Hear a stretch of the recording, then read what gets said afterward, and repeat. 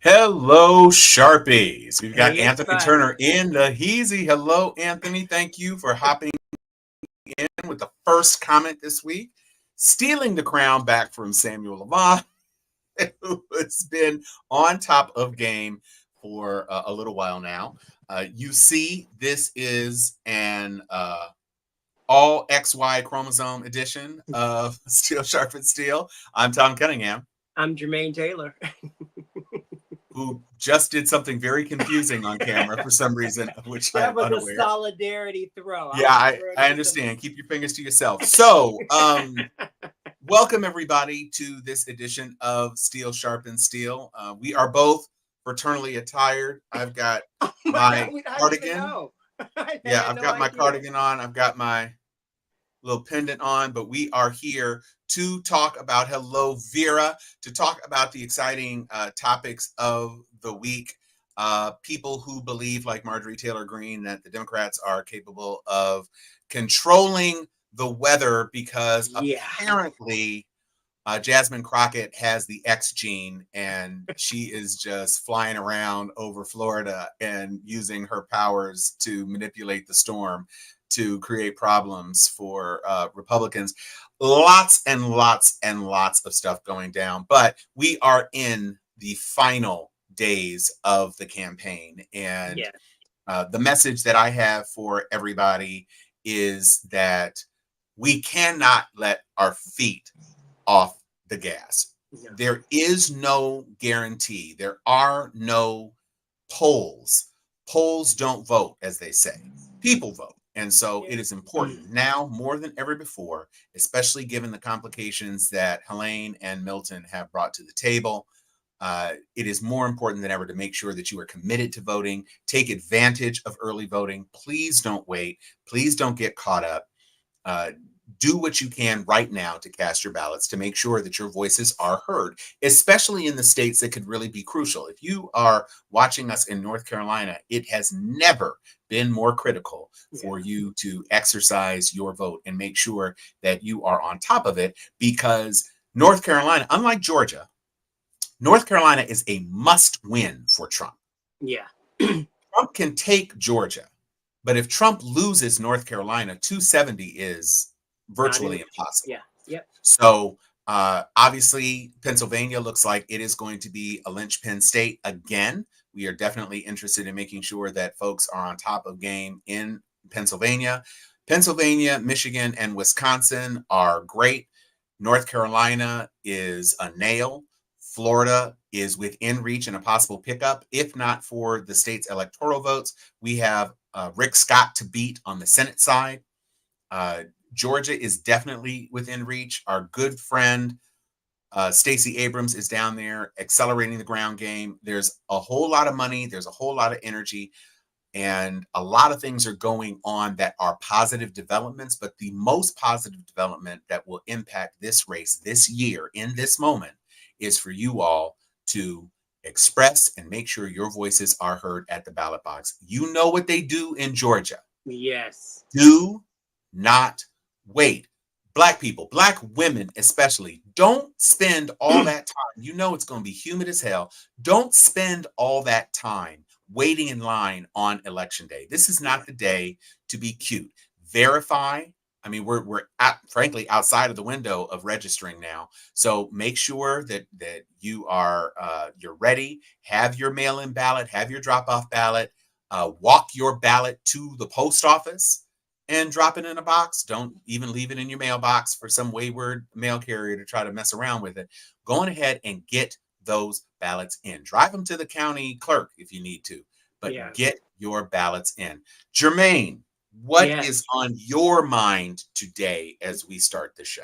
Well, to piggyback what you were saying, every day the powers that be are giving us a reason to get out there and vote. Whether it's this slew of misinformation that's coming out about everything under the sun, all the lies, whether it's about decisions that are coming from the Supreme Court, how they're deciding to just keep decisions that were in the state that, don't serve. We'll probably talk about a little bit later. Things like that. If you're just paying attention loosely to the news cycles, you should be hearing something that should be gaslighting you to get to the polls as soon as possible because our welfares, our way of lives, are literally on the line. And with that being said, I mentioned the misinformation. It seems like there was like a campaign of misinformation this past week regarding the storms. Wouldn't you agree, Tom? Oh, it's not even anything that is in question. It is absolutely the case that these folks were trying to pull shenanigans, even to the point where you had folks as dumb as Marguerite Taylor Greene talking about they can control the weather. Yeah. So the misinformation on the weather side was just part of it, but perhaps the more insidious or pernicious aspect of it was Donald Trump getting on national stages, J.D. Vance getting on national stages, other Republican politicians getting on national stages. Now, none of them really from the states that have been affected. Matt Right. Gaetz is perhaps a little crocodile critter from Florida that got up and actually had something to say. But most of these people that were making these allegations weren't even from the affected states. And basically what they were saying is that A, FEMA aid was being diverted to undocumented persons. I won't call them what they call them. They were Right. saying that FEMA aid had been stripped and diverted to undocumented persons, and they keep on with this luxury hotels in New York and all this other sort of BS, which is just simply not true. Yeah. They're complaining that the FEMA money has not been fully funded, and that Mayorkas is saying that even though the money is there for right now, as the hurricane season continues, and if there is another major disaster, the FEMA funding is in a problem. And that is not because the money has been spent. It is because Mike Johnson and the GOP in the House are blocking, Yep. because they just did a continuing resolution instead of funding the full bill to fund the government for the entire of the fiscal year. We're just at the start of the fiscal year. And instead of doing what they needed to do, which is pass the funding bill, they're playing games because it's an election cycle, and they would perceive that as a win for the Democrats. So all of their constituents that are suffering 15-foot storm surges, houses blown away, literally the dome in Tampa shredded. Oh, the Tropicana, that Yeah, stadium. that the canopy over Yeah, yeah. I saw the that. stadium, and they were decamping 10,000 aid workers there. That was supposed to be the place where they could do Yeah. staging to help people who needed Right. to come and get supplies and things like that. And they the hurricane shredded the tarps that cover the roof of that stadium. It shredded them like paper. And Yeah. so when you are saying there's no money left, they've given it all to the whatevers. And meanwhile, the governors and the actual representatives from those states are like, y'all need to stop lying, Yeah. Yeah. because these people are not going to submit to get their money, which we do have for them, Right. because they're listening to your lies. And so I don't know why you think this is the same sort of foolishness that Romney McDaniel, who took the Romney off her name at the behest of the orange one before he fired her, was trying to get people to realize when they still needed to do the runoff races in Georgia in 2020. Yeah. That, well, our votes aren't going to be counted. It's already been decided anyway. So why And even she's vote? saying, yeah, she's saying, no, you actually do need to vote. Well, they've already done it. And here we go. Thank you, Raphael Warnock. And thank you, John Ossoff. And of course, Raphael was able to be elected for a full term after he got the little piece of the term. And so they have 2 Democratic senators in Georgia for the first time, and Lord knows how many. But those seats are very important. They're not up. Neither of the seats are up this cycle. So that's good. But we do need to make sure that we are covering ourselves and making sure that we are doing all that we absolutely can to get out the vote, get our young people to vote. Jermaine, one of the big things that has come up in this cycle is that the Sandy Hook survivors are able to vote now. Yeah. And I mean, it's New York, and so that's a bit of a foregone conclusion. But the Stonewall students in Florida They are voted also, last session, but they're able to vote again. Exactly. Yeah. Right. And so let me piggyback on something you mentioned about the misinformation. I feel like this is worth noting. It It's a lot deeper than you know. There was a guy who was talking about his dad. This is in North Carolina. His ailing dad. I want to say he was like in his 80s. He was scared to even take the $750, Tom, because Mm-hmm. he had heard somewhere that if he was to be subject to the aid money, his house would all of a sudden be in the property of the state. He would no longer own a home. Right. That's how damning, that's how much of a reach this misinformation has gotten. I don't know if it was an influencer who got that information to him or what. But anyway, he's heard it. He took it as a Bible. And so he's just going to hunker down, not take any kind of assistance, and just pretty much live his life as though, nothing else is going on when these storms are going on around him. His son was calling and trying to plead to this. I think it was on a Willie Guy show. I think he was subbing for Scarborough this morning, and he was talking about this story. And so when you have these sort of things that are sort of countering what really is available to them, you're beginning to notice how these Republicans that you just mentioned are trying to do a course correct and, turn their message around and let them know, the money is actually out there. It's yours for the taking.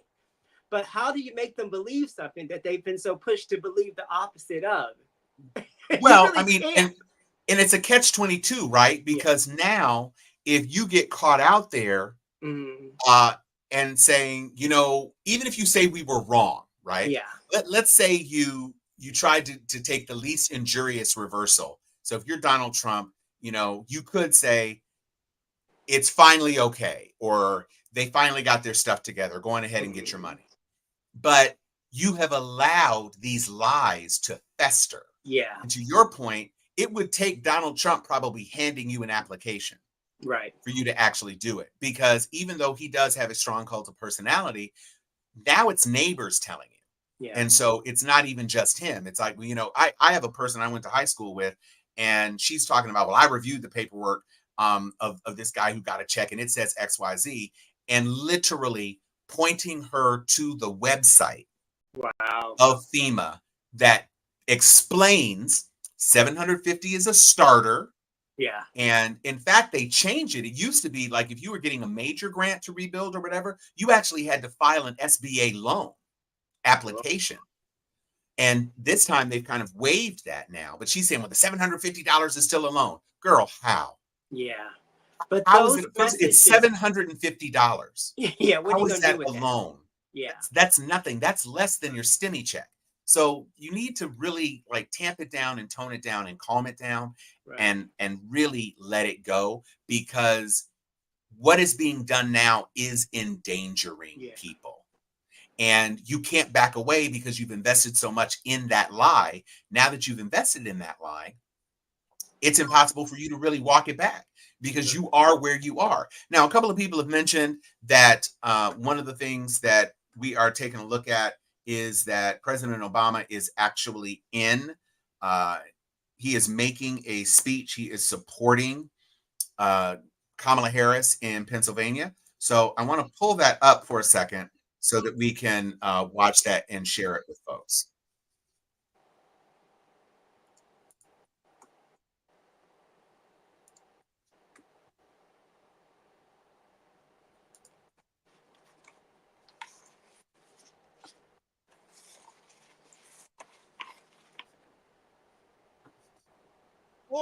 Or you could try it at home. Honey, did you do the dishes? I have a concept of a plan to do the dishes. How's that going to go over? If it wouldn't work for you, Yeah. why in the heck should it work for the President of the United States? Yeah. There it is. But the good news is Kamala Harris, she doesn't have concepts for a plan. She has an actual plan to make your life better. Right.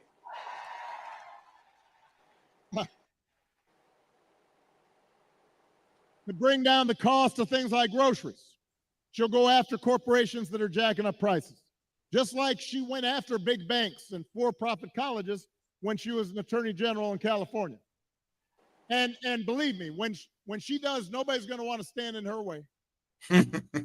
I remember after the home mortgage crisis, Kamala pushed me and my administration harder than any other attorney general in the country to make sure homeowners got a fair settlement.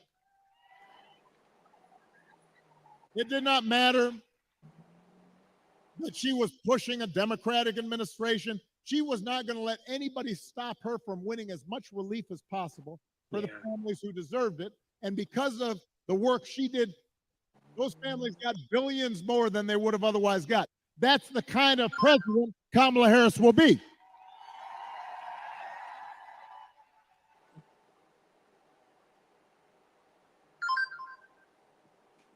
To lower housing costs, Kamala will cut red tape and work with governors like Josh Shapiro, as well as the private sector, to build 3 million new homes.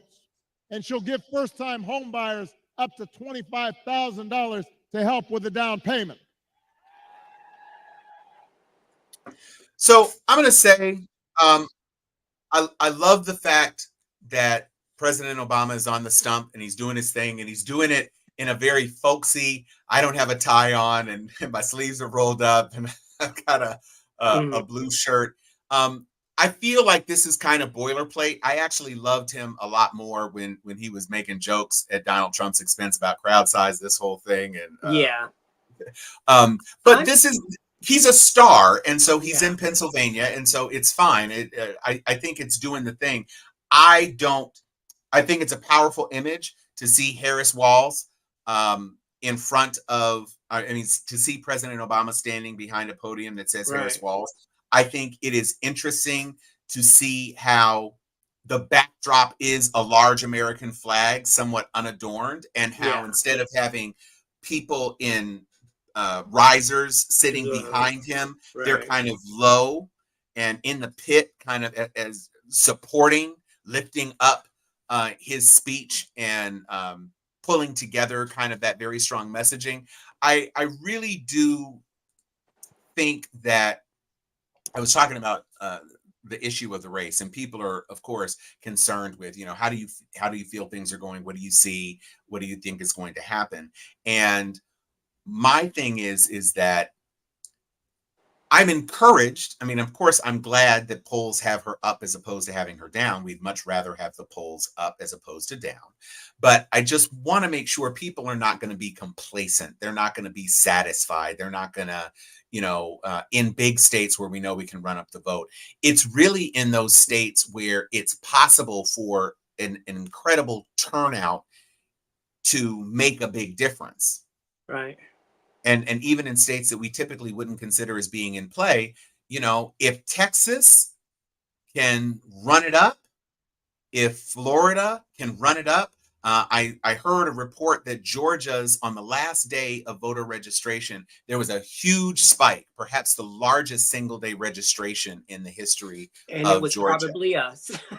Of course it was, because we are committed. And there's a lot of really good reasons to not trust the polls and not trust what people are saying. And that's the reason why he's out there. He's a rock star of our party. Right. Still has the biggest draw. I like the fact that he still trolls Trump. You mentioned the concepts of a plan. He's using Trump's own words against him. And he just mentioned how stern, how she wouldn't take no for an answer. It always takes someone else to highlight things about you that are good, but you don't necessarily want to say them. You don't want to tell somebody just how aggressive you are, because it might come across a little off-putting. So it's always better for someone who's adored, who's pretty much beloved by the party, who's baked in until, he's just a part of the Democratic, until he's gone, even beyond, to, highlight her, strengths that are a little bit more something that you would rather somebody else say about you. The optics worked for me. He looked really good. He looked like, that scrappy steel country. He's in Pittsburgh. And this is a continuation of this incredible media blitz that she's been on this week. I feel like this is like her. I mean, I don't know if the campaign can get any better than what it has this week. The campaign has been at the top of their game starting on Sunday, which I really wasn't happy with. Bill, did you see the 60 Minutes interview with Bill Whitaker? The interviewing Kamala Harris? Yeah. He wasn't, he got some very bad, I'll say it like this. It seems as though it was leaning right. The questions came from, the right, as opposed to came from the powers that be at 60 Minutes. Walz was on that interview as well. And he asked Walz this question pointed. He really asked Walz this: can he be trusted with telling the truth? And that was on the heels of the whole Tiananmen Square little mix up with the dates. Yeah, that's unfair. That's very unfair. And for him to ask him that, Walz of all people, against the campaign that's just governing with and running with lies, he would ask him that. And I sort of checked out after that, because even with Kamala, he just kept pressing her on answers that she had just given him, but he wanted to just know more. And I'm like, where is this coming from? I've never seen them that angled to be against, the person sitting in that seat, especially when, the other guy didn't even bother to show up.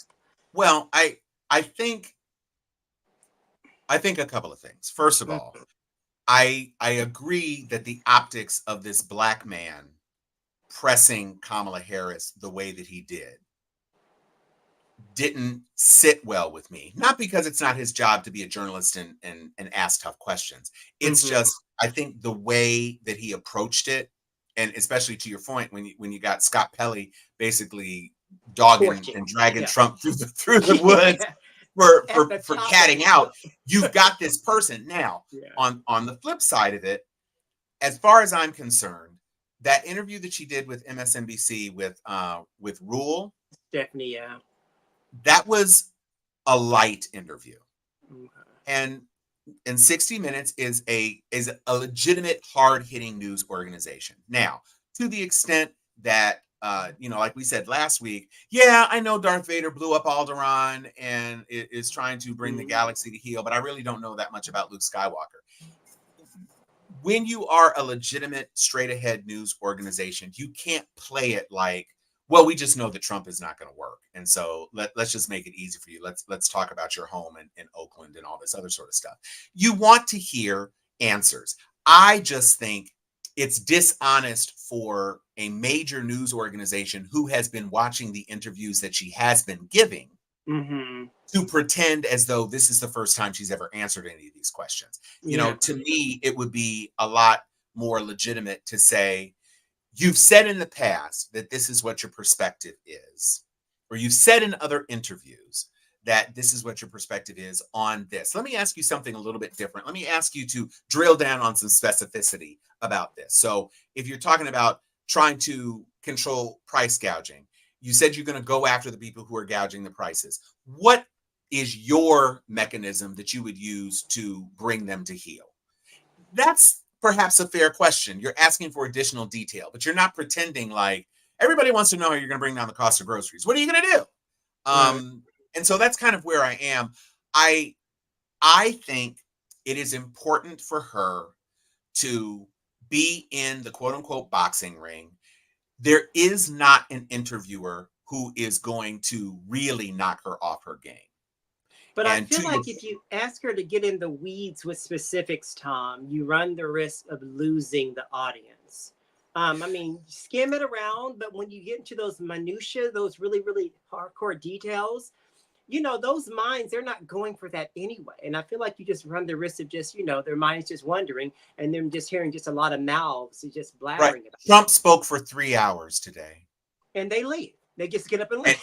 But this is my point. You're comparing Kamala Harris being a little too wonky to a guy who doesn't even know that groceries has a plural. Yeah, right. Well, let me tell you about grocery.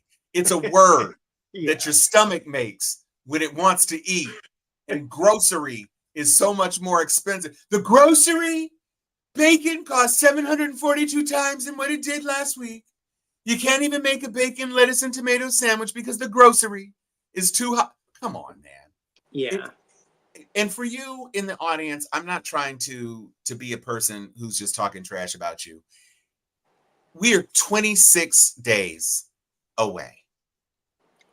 What you waiting on for your decision? This is not prom. Right. Like, you can't pretend like you're an actual citizen who is concerned, who has a vested interest in the country, if you are just now turning on your television like Janet Jackson and realizing that these are the candidates. And, there's a lot of talk about third party candidates and all this. And I was just a part of a conversation where a person was advocating for third party candidates because of the vision of the way it can be for the future. And again, do not run for office if you have not been elected to a state office. Don't run for POTUS if you haven't been elected as a state legislator in your own state house, much less representing your state at the federal level in Congress. You do not go from being on the city council of a tiny town, Jill Stein, a tiny town, a board, not even the mayor. You don't go from being on a tiny city council where 500 votes got you elected and talk about becoming president of the United States. And somebody in one of my groups was talking about, oh, she's the only one with a plan for Black America. I said, Jill Stein doesn't have a plan for Black America. She got a PowerPoint.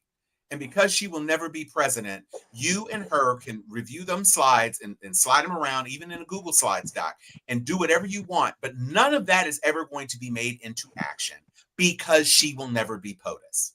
She just will not be. So I need everybody, take a breath. When I say do your research, I do not mean go on TikTok. Go to KamalaHarris.com. Go to look at the platform. Look at what she has to say. You can do the same if you care to. I'm not saying that you need to, but if you want to buy a Trump watch, or if you want to buy a Trump coin, or if you want to buy a Bitcoin, or if you want to buy a shot glass, or if you want to buy a Bible, more on that later. Put a pin on it. That is what you can do, but please don't play games. Don't play games this year. The whole Green Party, it's just gotten away from its core to begin with. At their inception, they were this huge advocacy for the climate. It's funny how the Green Party are doing all this crazy stuff they're doing now in lieu of Hurricane Milton and Hurricane Helene, but nonetheless. But I don't exactly know when they abandoned that particular part of their platform to just deal with the disruption of, elections. Because this week it was said, I think by one of her surrogates, that their main agenda is to get her to not win the presidency by denying her Michigan. And she's courting the Arab American groups in Michigan because, they're really, really upset with her for Biden's, quasi support of, Netanyahu's, bombing of Gaza. And if you got into detail of that and even kind of skimmed Bob Woodward's book, put a pin on that, you would understand he doesn't feel the way about Netanyahu as like we think he does. But anyway, she's just disrupting. She's a grifter. If she can get 5% of the votes this particular season, this particular election, she can get money so she can run again. So she's just grifting. I just don't understand, and maybe you or somebody in the audience can help us out. When did this evolution begin? Because I know it was around during Hillary, because she Nader. Nader.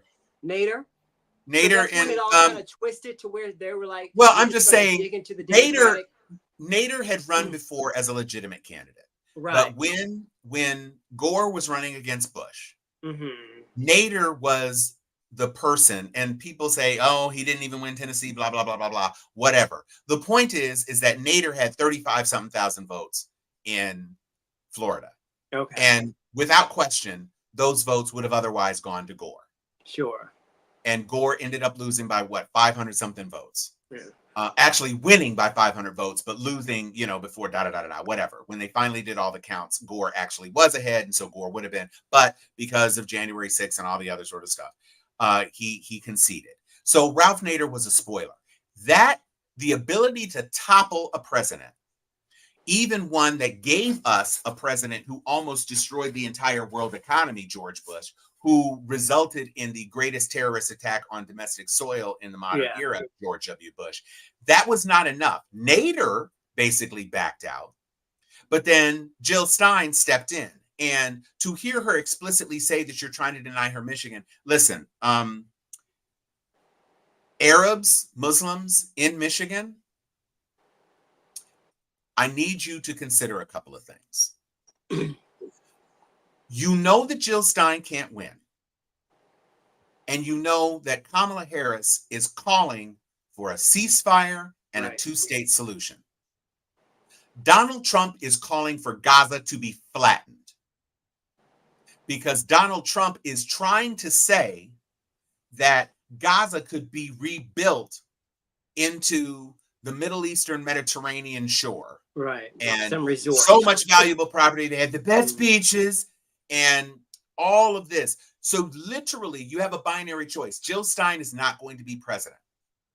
So you have a person who has said and is committed to a two-state solution and stopping the violence. Right. And you have a guy who's like, who uses Palestinian as a slur, calling Chuck Schumer a Palestinian, who is telling Jews that they're crazy if they don't vote for him, Right. and wants to grind Gaza into dust so that the Jewish people can completely take over that territory. Yeah.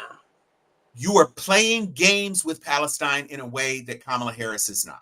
Sure. If you think that voting for Jill Stein is some sort of whatever, elect Jill Stein to the Michigan legislature. Yeah. Do that.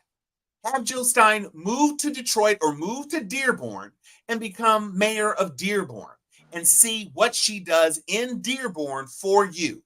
But for this woman to ice skate down her ivory tower and try Every to 4 screw years. up exactly You don't and hear from her. screw up everything for the entire country, that is some real foolishness right there. Right. And I feel like And- we've learned our lesson. We saw what we did when Hillary was running back in 2016, not taking Jill Stein pull on her supporters as seriously as we have.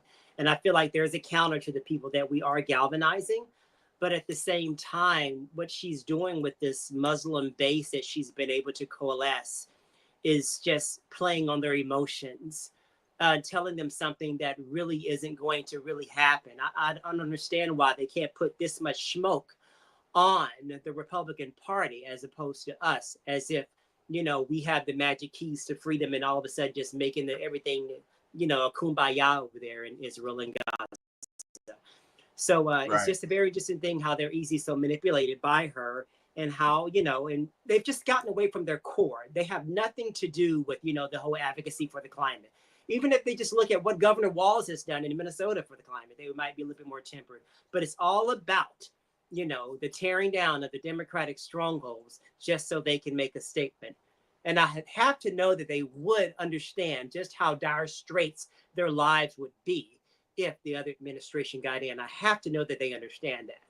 But I think that one of the things that we need to bear in mind is that a lot of the stuff that she is using as kind of her wedge is that supposedly Jill Stein is beating Kamala Harris in terms of Muslim support.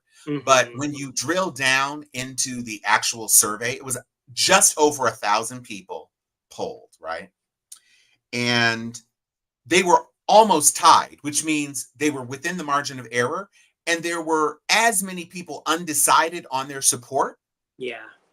As nearly as many undecided as there were who were strongly in the Kamala campaign, or strongly in the Kamala pocket versus strongly in the Stein pocket. And so let's just look at that.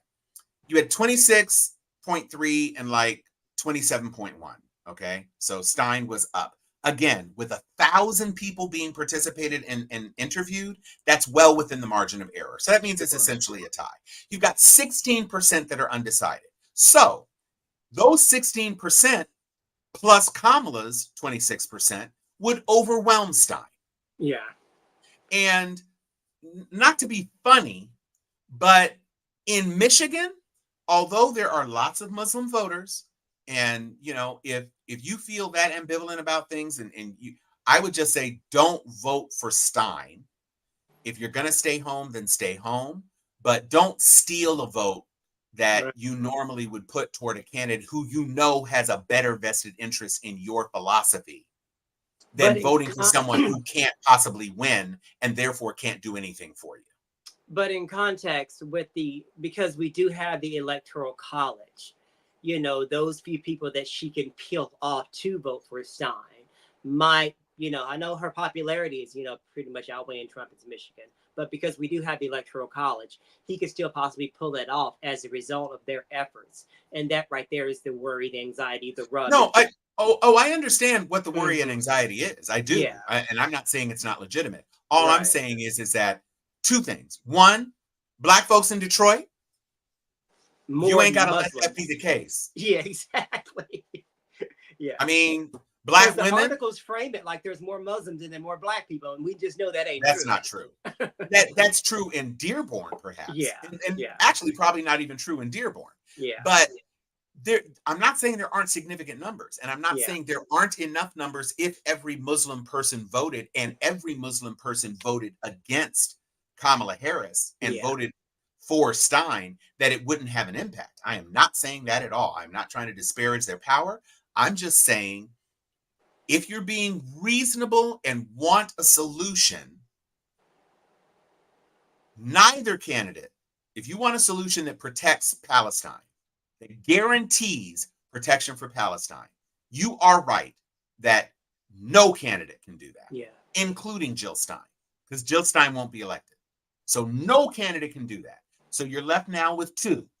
One who says they want a two-state solution and independence for Palestine to run its own affairs, and one person who says grind Gaza into the dust. And that, So to me, right there pretty much says it all. I mean, if you see those two that's where we choices in are. front of you, exactly, you're not trying to get somebody who's going to actually work for the good. You're just trying to disrupt somebody from getting into the White House is all you're doing. And I don't even believe that the Muslims are actually doing it just to disrupt. I think that that's Jill Stein's perspective. And shame on you, Jill Stein, for doing that.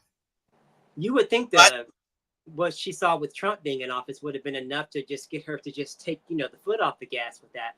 But it's like she's dug in. I don't know if it's the fact that she just doesn't. You cannot trust a person who has done what she has done and not learned anything. She very easily could have said, you know what? This time, let's make sure a woman gets into office. Yeah.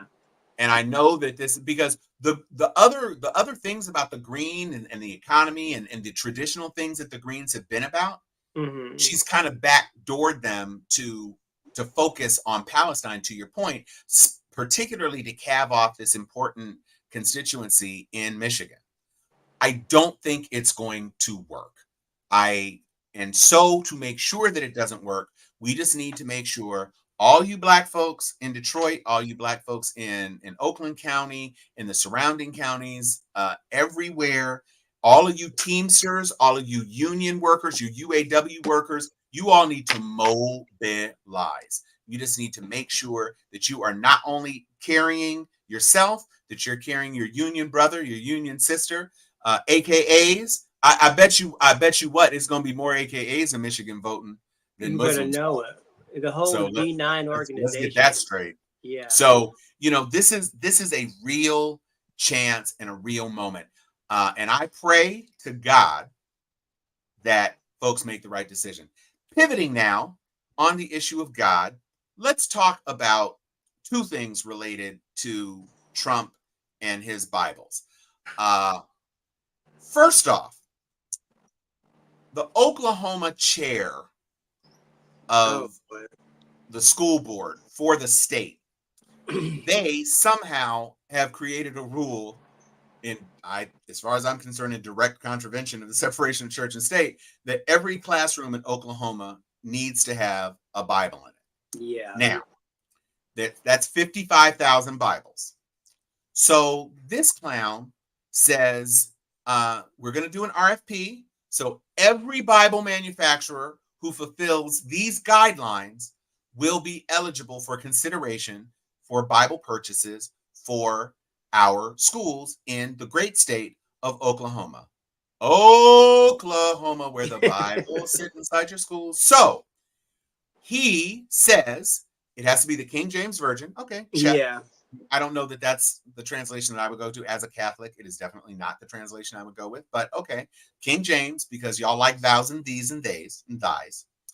Then it has to have the Old and New Testament. I mean, duh. That's kind of like what all American Bibles have, unless you're a Bible left by the Church of Latter-day Saints, where you got your own other stuff all in it. So King James, Old and New Testament.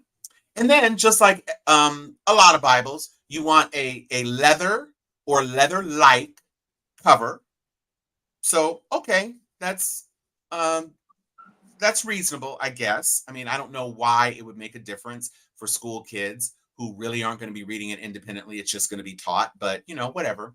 And of course, like every other Bible in the market, a copy of the Declaration of Independence and the Constitution and the Bill of Rights and the Pledge of Allegiance, because there's a whole bunch of Bibles that have all of that additional documentation that have absolutely nothing to do with the actual Old and New Testaments or anything that has ever been translated and affiliated with the Bible before. So as long as your Bible has all of those things, then you're good. Now, have we I'll found give you out? one guess. Jermaine. Mhm. How many Bibles on the market checked all of those boxes?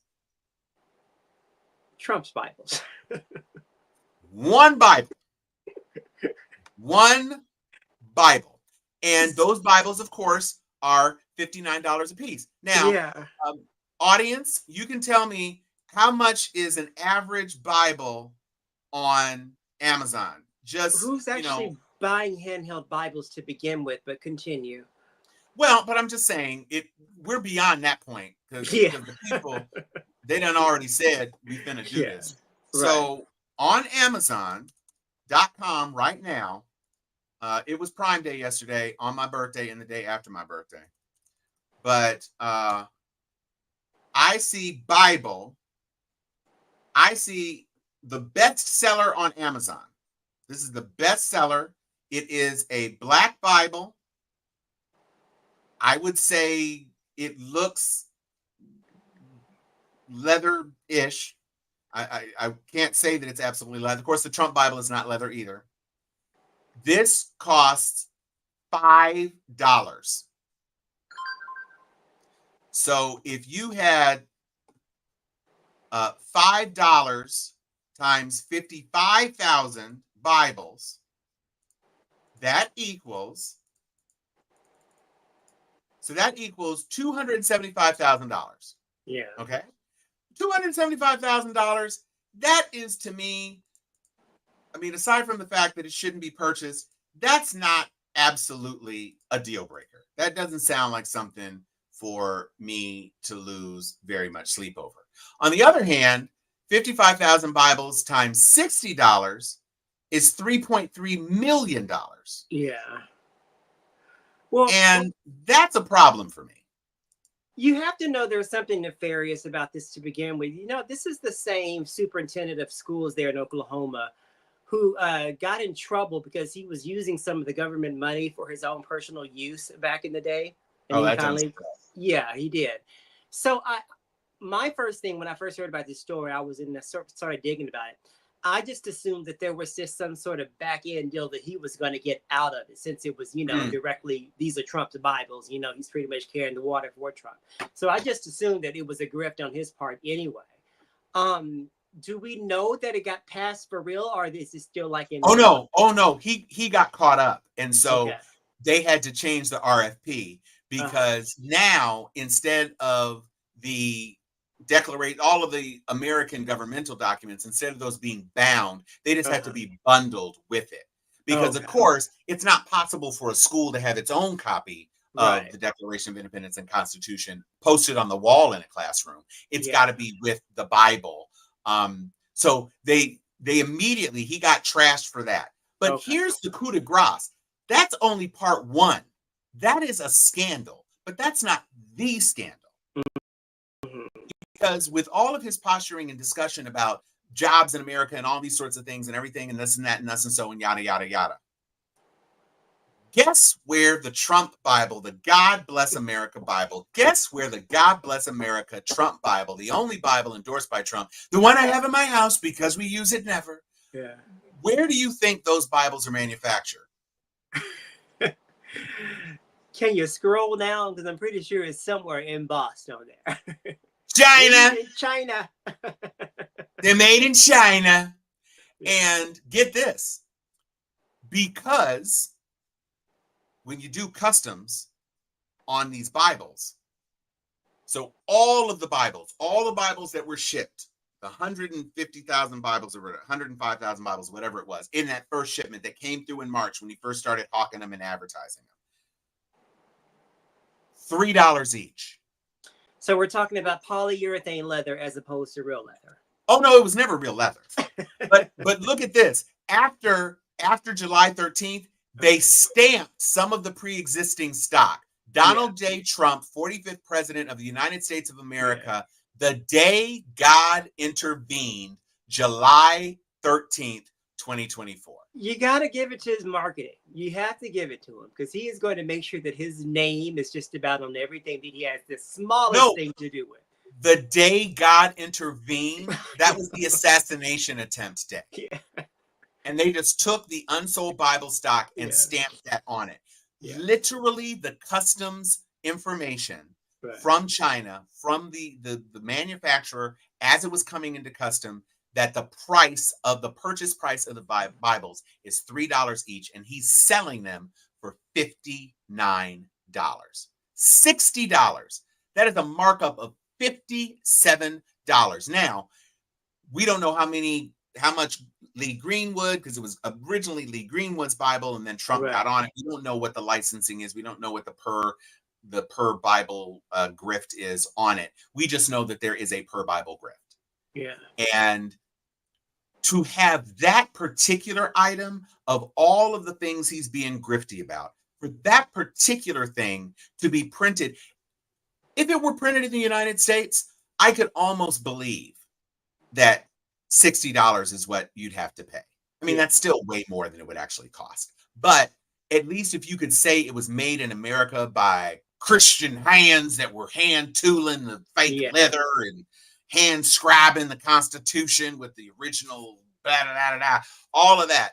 If you had been able to do that, and you could go to the printing press in Kenosha or go to the printing press in Idaho somewhere and say, this is where the Trump Bible is being manufactured. And you have some blonde, blue-eyed girl who says, thank you, Mr. Trump, for helping us sell our Bibles.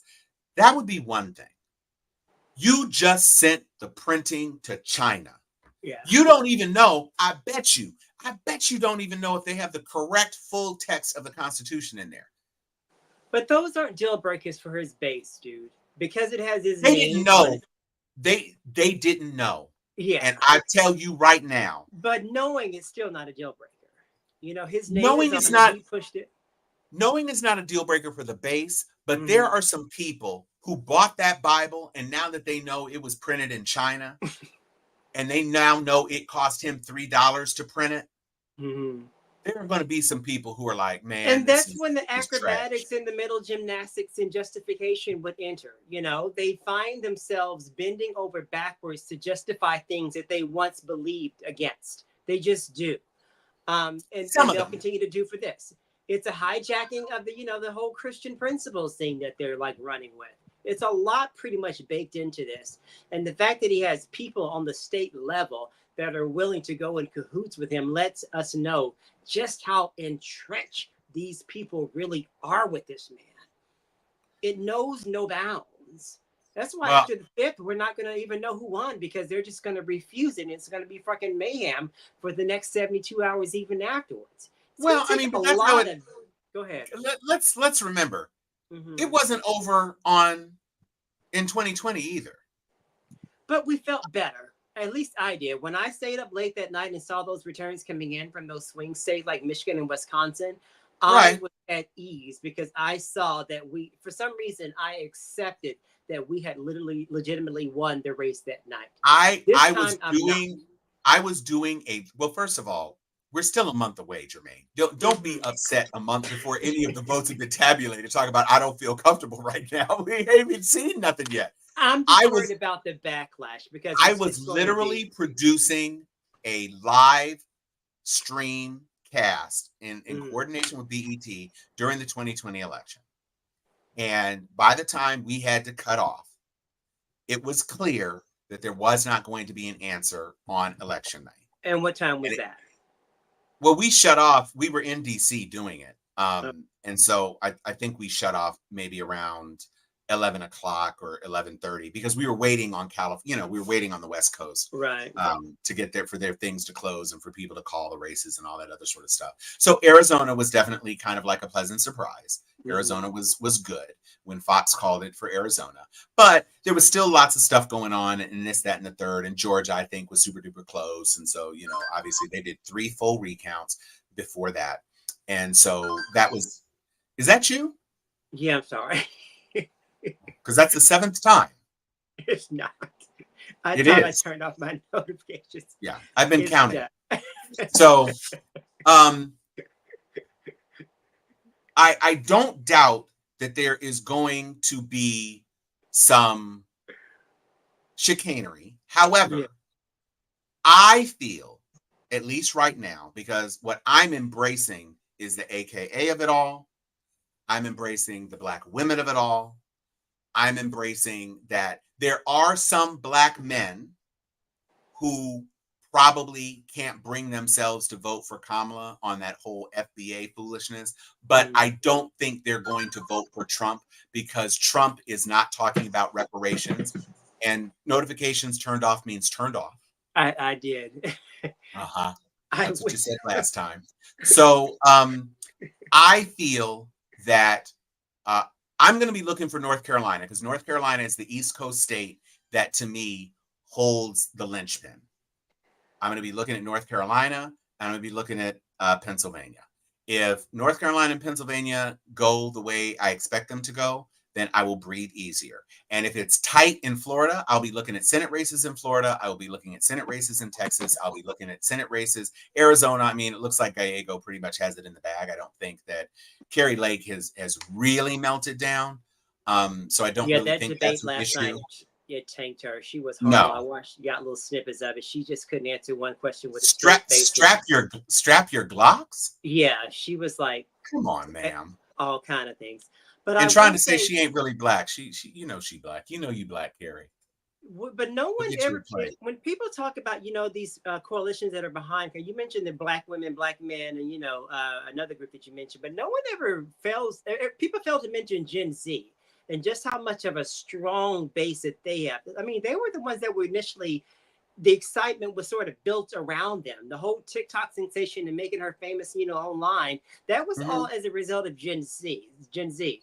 And no one ever bakes them into the final tabulation, not knowing. And I feel like that's a disservice because that's a voting bloc that's being paying special attention to this race.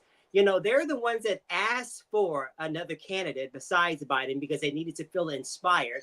As a result, we had that excitement that was infused around Vice President Harris. And Well, no I one think ever there's been counts them in when it's time to, well, look at the I don't final. like using absolutes like no one. I think there's been a lot of But you coverage about hardly ever her. hear that. No I one ever mean, makes that. I don't know why. I mean, maybe because generally they don't really pay attention to the democratic process. But I don't often hear that particular demographic being reported on when it comes to polls and even with enthusiasm. It's well, I interesting. don't know. I don't think they're being called Gen Z, but there's a Mhm. lot of energy about her appeal in the 18 to 34 age cohort, which Okay, so what would includes that Gen Z. be? Okay, Well, all that right. includes Gen Z. Okay. So I think the statistic that is most pressing and that came out this week that is most notable is that the college educated white voters, she has a 23-point advantage against Trump. Hmm. So Trump still has an advantage in non-college educated white voters, but in college educated voters overall, she has the advantage, and in non-white, non-college educated voters, she has an advantage. So she's got advantages in a lot of these different cohorts. And what I think, as far as Gen Z is concerned, because I don't discount anybody, I want everybody to feel that they are engaged and have something to contribute as far as the democratic process. I don't think those people are going. I mean, Trump diehards aside, that's this, okay? That Hmm. they're off to the left. Nothing is going to move them. But I don't think the Gen Zers who are dealing with what's it going to look like about reproductive health? What's it going to look like about my student loans? What's it going to look like the affordability of housing? Kamala Harris is saying $50,000 for your first time home purchase. Trump isn't saying nothing.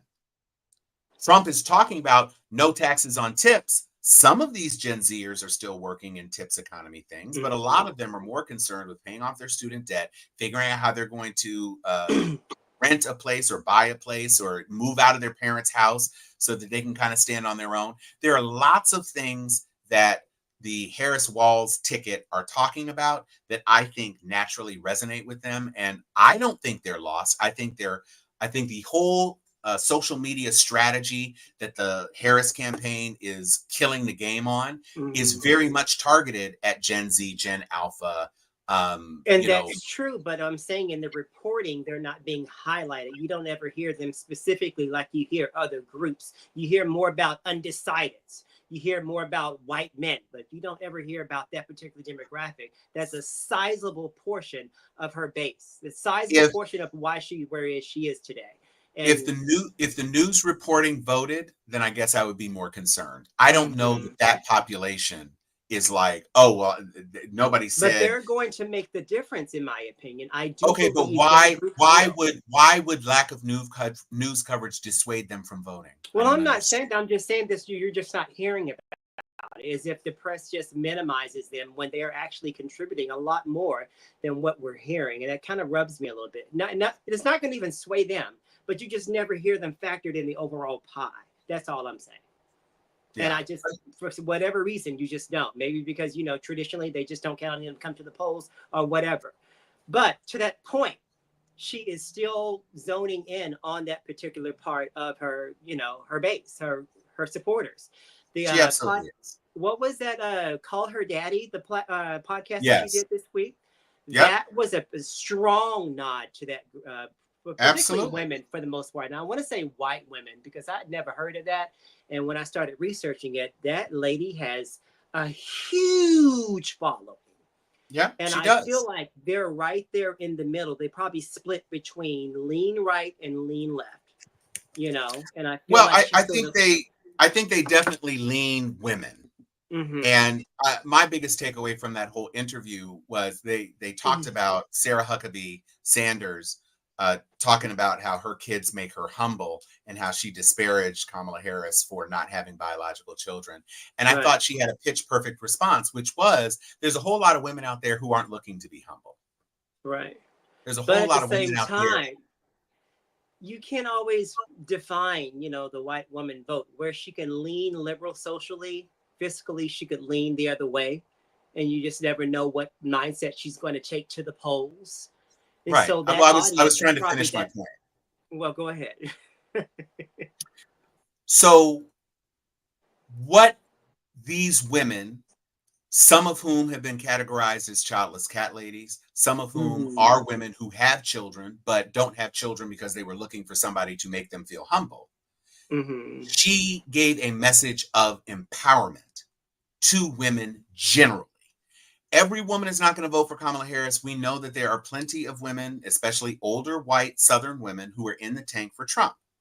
But women who have been ignored, women who have been patronized, women who have been particularly called out this year by J.D. Vance and who are being currently patronized by a guy who is now since 2016 and since 2000 been found liable for sexually assaulting a woman. When other women are coming out with their own stories of sexual assault, it is a different landscape. And so I don't trust anyone, and I cannot rest and will not rest until ballots are cast and the polls are closed. Right. But I'm also not going to give energy to downplaying the force that Kamala Harris is making when she is playing to increasingly larger crowds and Trump is playing to increasingly smaller crowds and droning on for 3 hours and not actually saying anything of substance anymore. I'm not going to get caught up in being nervous about that. The only thing I'm going to be nervous about is turning out the vote because I know we have a better candidate and I'm not worried about Kamala Harris doing what Trump is doing. I'm just worried about Kamala Harris getting the right amount of support so that she can get the job done for the country. That's just And where to I your point, in getting the right amount of support, her Howard Stern interview this week was particularly endearing to me because it was more of a conversation. They talked about policy, but it was all framed just more like a back and forth. It just happened to come up, not like it's these what we're going to talk about. We're going to fix immigration. They started the interview talking about Prince. Who knew? We found out that Doug is a Depeche Mode fan. You know what I'm saying? Yes, So all of those things in as those am I. interviews, it got, so it sort of like gave us, I feel like it much it gave white America that impression that we already have of her. She's just our sister. We know who she is. We know what she stands for. And that particular interview just really painted her as just an everyday human being who just likes what we like, came up in the same culture that we came up. And I feel like those sort of narratives right now, those sort of stories, those sort of interviews can be strong little signals that can get people thinking a little bit different about her, other than her just getting behind a stump talking about what she's going to do. I feel like she has a lot more sway power in those particular venues right now in this moment, as opposed to just, hammering what it is her policy and platform is all about. Mm. Do you agree or not?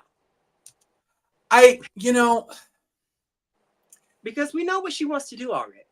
Well, that's what I'm saying. And Mhm. Trump is such a known quantity. It's actually baffling to me that anybody who has sense could consider supporting Trump. I recognize that it is a truism that he does have support. It just seems to me that it's kind of a crazy upside down, topsy-turvy jigsaw world that we're in this horrible trap. Right. Bob Breeden posted something, and so I want to bring it up. So this is partially why I feel a little more comfortable about Michigan, even with the Muslim population that Jill Stein is trying to do. Look at this headline. I'm going to share it because hat tip to Bob. Thank you, Bob. Hi, Bob. How are you? So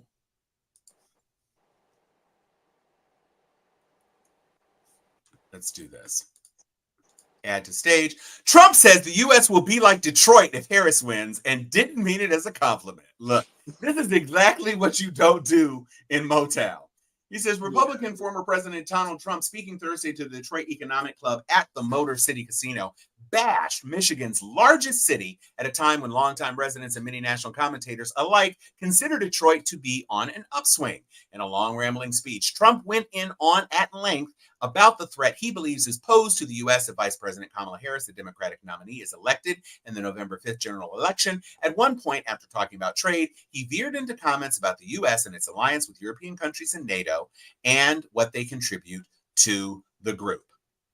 He then abruptly said he didn't think that concern would be high on her list. I don't think anything we're talking about today is high on her list. The whole country is going to be like, you want to know the truth? It'll be like Detroit. Our whole country will end up being like Detroit if she's your president. You're going to have a mess on your hands.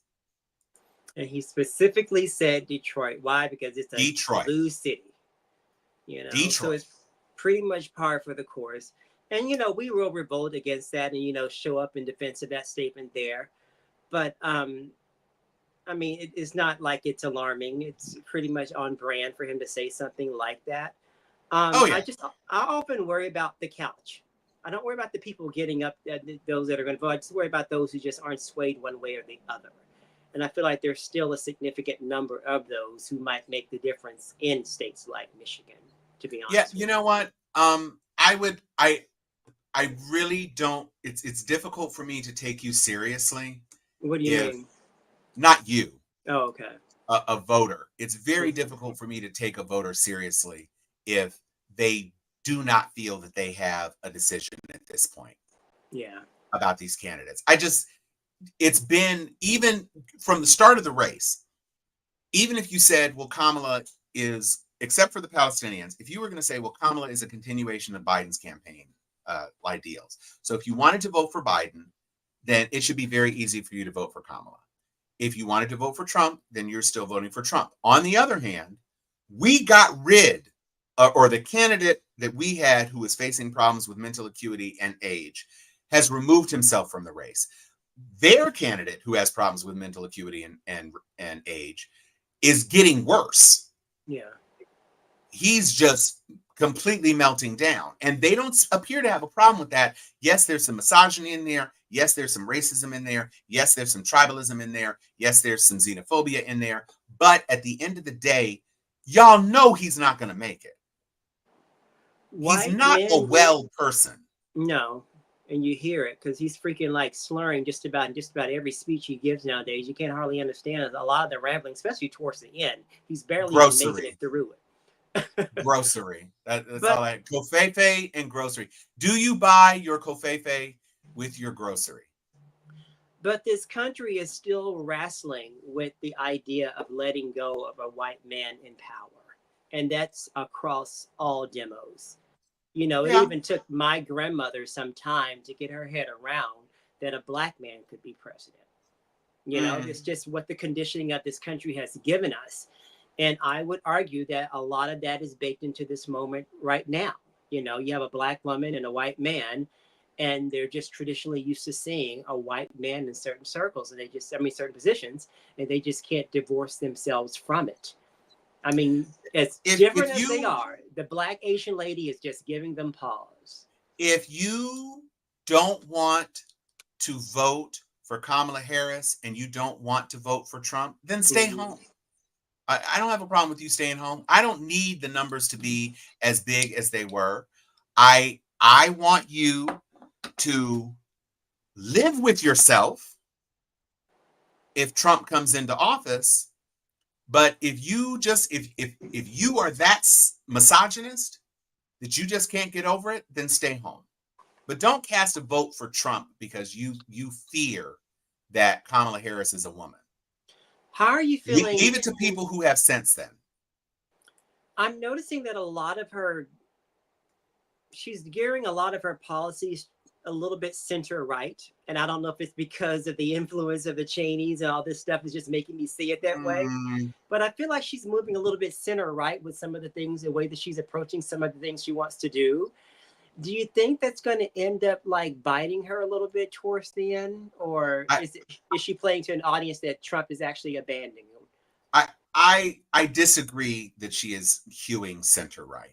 I just don't agree with. I do not agree with that premise. I think there are some positions that probably can be embraced by certain people on the right side of things. Probably the closest thing would be her Palestine argument, but she's talking about raising taxes on wealthy people and corporations. That is not a right-wing talking. Well, not every one of her. But this is my point. I don't like making general statements about she's hewing to center right. I disagree with that premise. I think she is a centrist candidate. I think she has some left-leaning positions. I think she has some right-ish. Well, maybe I should have said a certain position she goes to. Well, but that's what I'm saying. I think we need to be careful because when we use words that can depress people's vote, I think that's dangerous. I don't want to get into a space where we are miscategorizing who she is as a candidate. This country is divided. This country is polarized. And a person who wants to successfully lead this country has to create a coalition of all citizens, even those citizens that are confused and a little bit weak in the brain. Well, let me ask you this. How do you feel about her saying that she wants a Republican in her cabinet? Does that give you any sort of issues? I think that's fine because I think there are Republicans who do good work. She didn't say I want a Trumper in my cabinet. I didn't say that. I said she wants a Republican. So I understand. Make you feel in this space? I think there are Republicans who can do good work. So I don't mind that. You know, so there are some people that are turned off by that. I understand, but are you turned off by a guy who has promised with Project 2025 to fire every person in government? Two things can be the same at one time, Tom. As much as they just can. Some people in our party, as much as they like her, it turns them off that she wants a Republican in her candidate because it signals something else to them. It just does. I've had these conversations just on this week. How many of those people know all of the cabinet positions and believe that Matters not, but because they hear that, it sends something else in their mind. They hear that she wants to have a Republican in her cabinet. They don't. I mean, they're not as well oiled in issues like we are. They hear something like that, and then that makes them think, well, wait a minute, who is she? Who am I voting for? Then what does she really stand for if she wants them a part of her administration? Okay, so does that mean it's going to drive them to the person who is going to have 100%? I don't know what it means, but I'm just asking you. But I told you. I said, in my opinion, one single person in her cabinet who is a Republican, where she's trying to do an outreach to moderate Americans who feel like they are unheard. Right. She didn't say she wanted a Republican to be like, okay, here's a perfect example. Ronnie Jackson, right? Ronnie Jackson, who became Donald Trump's White House physician. He was also the White House physician for Bush. He was also the White House physician for Obama. Now, he lied when Trump came in office and said that Trump was the healthiest of all the presidents he had ever served, which is, I mean, come the hell on. That just cannot possibly be true. But those people, that's not a cabinet position per se, but this country cannot continue in a space where it is so polarized that you can't listen or work with anybody from the opposing party. In order for us to get stuff done, you have a 50-50 split in the Senate, and you have a 2 or 3 vote majority in the House. Right. You can't get things done if you can't appeal to the other side of the aisle. And so if having a person like Kinzinger, I wouldn't have a problem if she had Kinzinger in a cabinet position. I don't know what cabinet position it would be. Maybe transportation. I wouldn't put a Republican who has expressed any ideals about voucher programs or gutting public education to be the Secretary of Education like Betsy DeVos was.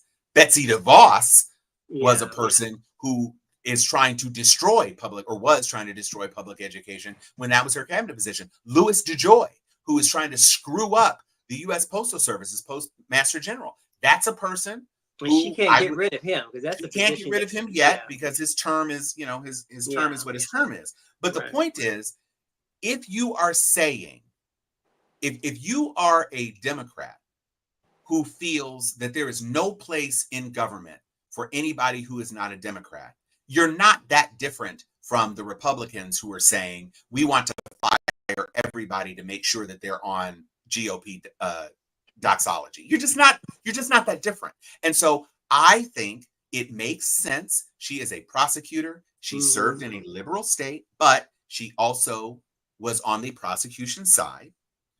I think as a prosecutor and a person who is making her case, I don't think it is a bad thing to say, I'm willing to work with people from across the aisle as long as they are committed to helping improve the country.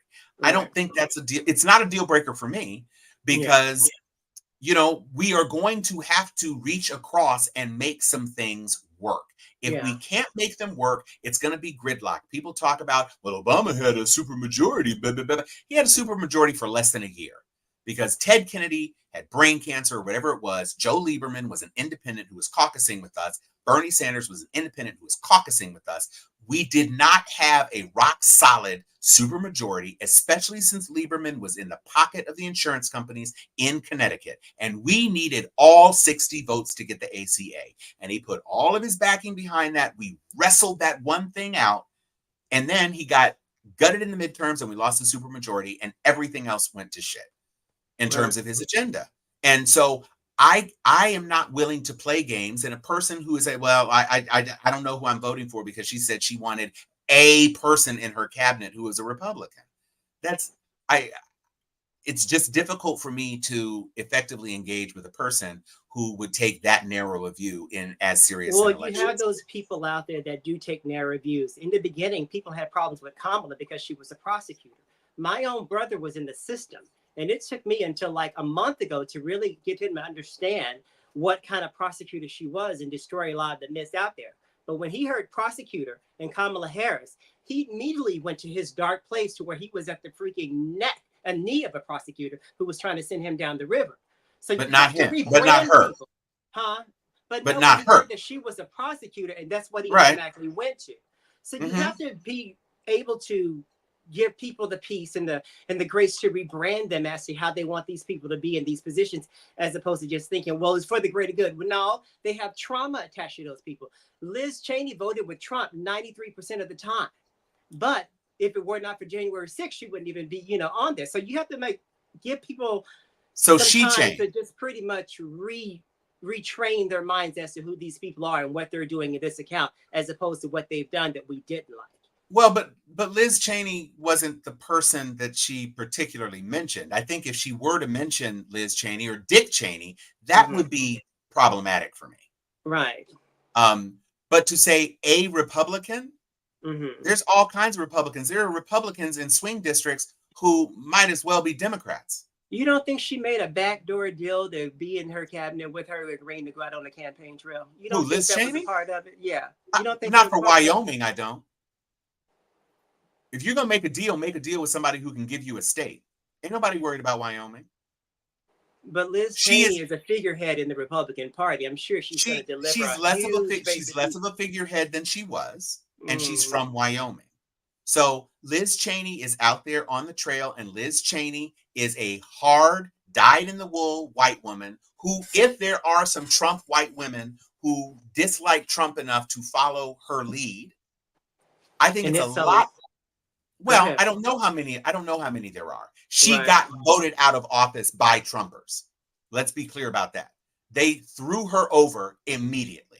So I don't know that she is. I think she may appeal. I think she does have appeal for women who are Republicans, but may not like Trump, that may not like the sexual allegation or sexual convictions. I do think that there are women like that. I think there are women who dislike J.D. Vance disparaging them as cat ladies that could go that way because of Liz Cheney. However, I don't think she needed to make a backroom deal with Liz Cheney, because Liz Cheney and Liz Cheney's dad hate Trump because of what Trump did to Liz. Not for her to get another grasp at power, because she hates what Trump did, not only to her, but also to the country. So I just don't see that's a deal that has that much play for her, because quite frankly, Nikki Haley's people are a lot twitchier. Nikki Haley's people are people who said, I don't want to vote for Trump. And then Nikki endorsed Trump. But the big story this week is her lieutenants didn't support Trump. Right. She's still got Haley voters for Harris. Yeah. And there are still plenty of people. There are more people who voted for Nikki Haley in the primary than there are Muslims in Michigan. So in the state of Michigan, or are you talking about where she's from, Nikki Haley? I'm saying in each of the primaries in which Nikki Haley competed. And when you think about the states in which she competed, even after she left the race, she was still getting more than 100,000 votes in plenty of those states. Right. So even in North Carolina, she got more votes than the margin of victory in North Carolina last time. So I'm just saying, none of us are pollsters.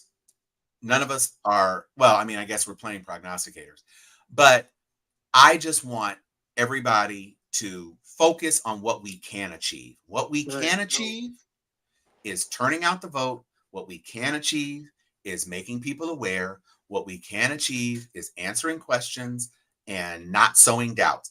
I'm about refuting and answering and assuaging your concerns. I'm not about engaging in a whole lot of back and forth with any person who has a question, who would say, well, what about her? I've given my answer to what about a Republican in the cabinet. Right. If you're a person who feels that, first of all, she hasn't done it. She hasn't said, I've made a deal to guarantee a Republican in the candidate. She said, I'd be willing to have a Republican in the candidate. I'd like a person who is not intractable. Donald Trump is certainly not saying, I'd invite Kamala Harris, even though I think she's mentally unqualified. I would have her in my. He hasn't said that. So, I think it is to our advantage to look at this race as a battle of reason and patriotism and concern for the well-being of our country and the world, and then Trump. And I think it leverages to our advantage to, oh, and Vera, yes, Nikki would not get a cabinet position. F that foolishness. No, it wouldn't be Nikki now. And Mark says, did Liz Cheney change? She changed from being a hardcore Orthodox Republican to a person who is turned against the standard bearer for the party. Mitt Romney did the same thing, chose not to run again. Lisa Murkowski, thrown Trump away. Well, the only thing the deal breaker for Liz Cheney, because all of his policies were actually good with her. She voted for him. I feel like the deal breaker for her was the fate of our democracy. And that's what she I can't no longer support. That's why we even got the January 6th committee. So I think that right there was enough for her to abandon ship. I feel like she is a bellwether for a lot of people who won't be as outspoken as she is, but believe that way. So we will never know the magnitude of her effect and what she's doing now. We probably never know those numbers. We might get some sort of an idea of those numbers around election time, but we'll never know those exact numbers. So I feel I agree. But I do feel like every move, especially with Harris's campaign, is very calculated and is very strategic. So she has to be on that campaign trail with her because of something else that's going on that we probably don't know anything about right now. I just don't think that it's just all of a sudden this moment they're all coming together. I feel like there had to be something that was broker. I really do. Think, okay, so what I'm not going to synonymous with stuff like that. What I'm not going to do is speculate on a deal that you and I know nothing about. Saying, I just feel but I don't like just saying that sows doubts in Kamala Harris. Because what it sounds like you're saying is that I don't trust Kamala Harris to behave. No, it's not saying I don't trust her, but I feel like you're saying she's made a backroom deal. If it's not, she's going to be a part of her cabinet, and I don't have a problem with that. But I feel like that's going to be it because Liz has to get something out of this. Well, that's all there is to it. Some people are quite satisfied with getting out of it that Trump is not in office. That can be enough, but Liz, she can't run on anything nobody's going to vote for, but she wants to be in government some kind of way. So maybe she does, maybe she doesn't. But guess what? She's not going to get elected again to governor of Wyoming or a senator from Wyoming or anything else in Wyoming until the Trump party is dead. Right. And so step one in the Trump party dying. Step one in the Trump party dying is Trump losing. Because he can't run again. He won't run again. Yeah. And so that's kind of where I see it at this point. I think an hour and a half in that we have found kind of a natural. I mean, I'm not gonna. I don't see the utility in engaging in that sort of speculation when it could potentially turn somebody against Kamala Harris because I'd never thought about that. Maybe she's doing some backroom stuff. That doesn't work for me. All right. Especially since it's not confirmed. There hasn't been anything about it. Everybody who was on the campaign trail, it's in the final 30 days. You're pulling out everybody. So you're playing what you can. You're getting who you can to see what the maximum impact can be. And there's a lot of people who are campaigning with her and a lot of people who are getting some advantage out of being campaigning with her. And so that's kind of where we are. And I'm fine with that. All right. Yeah, nonpartisan. Like I said, Secretary of Transportation is pretty nonpartisan. Would I want Cheney in Interior? No, I would not. But I wouldn't want to, yeah. But transportation's not so bad. Although I don't see why you'd kick over Buttigieg. He's been doing a great job. So that said, we have no more debates. We have you and I. Well, it's the one we just had. There are no more presidential or vice presidential debates. Kamala Harris is probably still going to be doing some interviews. Trump, I think it was a big L for him not to go on 60 Minutes, not because it was going to be favorable to him. It was clear that it was going to be a hard-hitting interview, and it was clear that it would not represent him well. But you don't look like a winner, and if you're an alpha male, you look like a coward when you're talking trash about Kamala Harris and you won't do the same thing that she did. Yeah. And he has not done any serious interviews. He has not done any hard-hitting interviews. He goes on Newsmax. He goes on Fox. He goes on very friendly shows where he gets to say pretty much whatever he wants and is not challenged at all. That is not the same as what Kamala Harris is doing. And so I think people are seeing her. I think she's been the vice president for the past 3.5 years. And she was a senator before that. She has a record. He does not. She is a person who is invigorating her crowds. He is not. And I think it's super duper interesting how this supposed serious injury, which didn't even leave a scar, now he's trying to make hay with it. The stamps that hit those fake leather Bibles did more damage to that fake leather than that bullet fragment did to him. Yeah.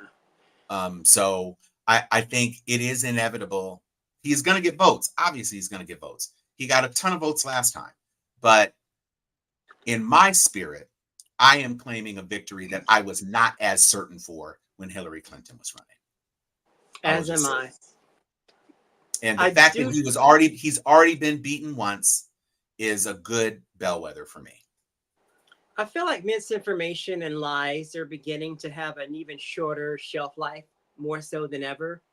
As much as they were running with all the misinformation about FEMA this past week, you know, it may have lasted a good one-day news cycle, but then the truth sayers were right after it, making sure that the right words and the right narrative was getting out there. And I feel like more so now than ever, as we get closer to the campaign, we're under a lot of people that are really dialed in are seeing that their campaign, the right, Trump's campaign, is pretty much built on mistruth, lies, and a whole lot of just out of the bounds statements. Mm-hmm. And if they can't run rampant with those particular statements without being fact checked, they don't want to be a part of whatever it is. And it's very telling. And people are actually seeing that. I don't know if it's enough to move the needle, but when the information is right there in front of you, it's right there in front of you. And people are going to do what they're going to do. Yeah. And I know what I'm going to do on November 5th. Yeah. I'm going to vote. Actually, I will have voted probably by November 5th, but I may carry my son to vote. And I'm going to make sure and phone banking and doing everything else. And we are likely to be doing a results show as things start, as polls start to close, middle of the evening. We may just do kind of like a live blogging situation as we're watching. As I said before, I'm very interested in the East Coast. I'm very interested in North Carolina and Pennsylvania and Georgia and Florida in particular. And that's what I'm going to be looking at. Interested to see how things shake out in Kentucky as well, on the representative side. And I'd love for MTG to lose her seat. Don't know if that's going to happen, but I'd certainly love for it to be true. She's well ahead. I mean, I think she has one of those challengers who's just showed up. So she's pretty much poised to win. Yeah, that's fine. Poisoned to win. Yeah. With that, I will say I'm Tom Cunningham. I'm Jermaine Taylor. And this is Steel Sharpen Steel. We will see you next week. And thank you, Anthony Turner, with the last comment of the show. Great debate and show, gentlemen. We appreciate you.